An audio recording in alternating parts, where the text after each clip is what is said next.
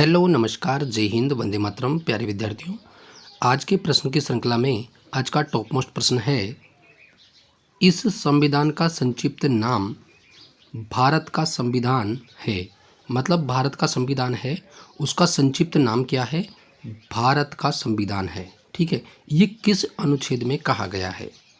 अनुच्छेद नंबर 1, अनुच्छेद नंबर 3, अनुच्छेद नंबर 393 और अनुच्छेद नंबर 395।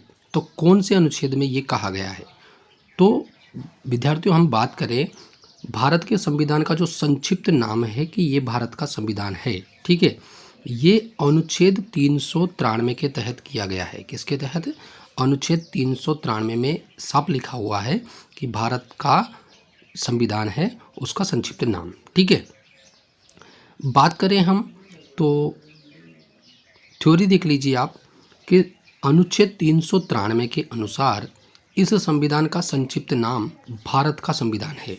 ये 393 में कहा गया है। ठीक है, अनुच्छेद 1 की बात करें, अनुच्छेद 1 की, तो अनुच्छेद 1 में क्या लिखा हुआ है? अनुच्छेद 1 में लिखा हुआ है कि संघ का नाम और राज्य क्षेत्र, यानी कि भारत और उसके राज्य क्षेत्र, ये लिखा हुआ है अनुच्छेद नंबर 1 में।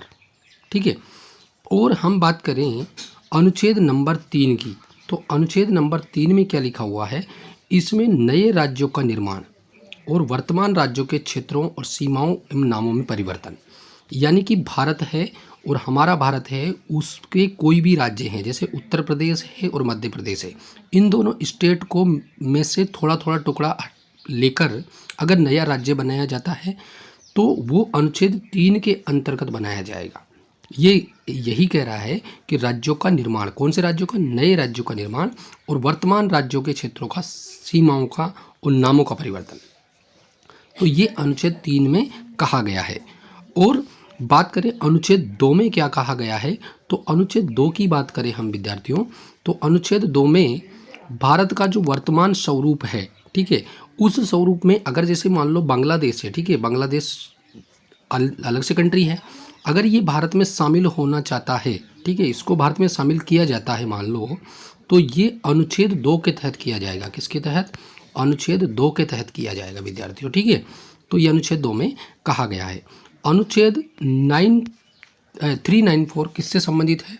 तो 394 की बात करें दोस्तों, तो ये संविधान के लागू होने से संबंधित है। किसके? संविधान के लागू होने से संबंधित है। कौन सा? 394।